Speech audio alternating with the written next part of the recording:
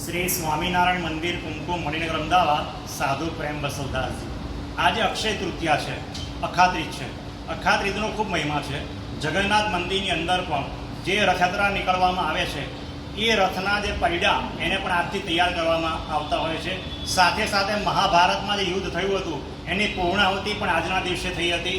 દ્વાપર યુગની પૂર્ણાહુતિ પણ અખાત્રીજના દિવસે થઈ હતી. એટલા માટે અખાત્રીજનો દિવસ પવિત્ર ગણવામાં આવે છે. જ્યારે સ્વામિનારાયણ સંપ્રદાયની વાત કરીએ તો સ્વામિનારાયણ સંપ્રદાયની અંદર ભગવાનને ગરમી ન લાગે એટલા માટે ભગવાનને ચંદનના વાઘા અખાત્રીજથી ધરાવવામાં આવે છે. શ્રી સ્વામિનારાયણ મંદિર કુમકુમ મણિનગર ખાતે સદગુરુ શાસ્ત્રી શ્રી આનંદપ્રિયદાસજી સ્વામીની પ્રેરણાથી 40 વર્ષથી આ રીતે ભગવાનના ચંદનના શણગાર કરવામાં આવે છે.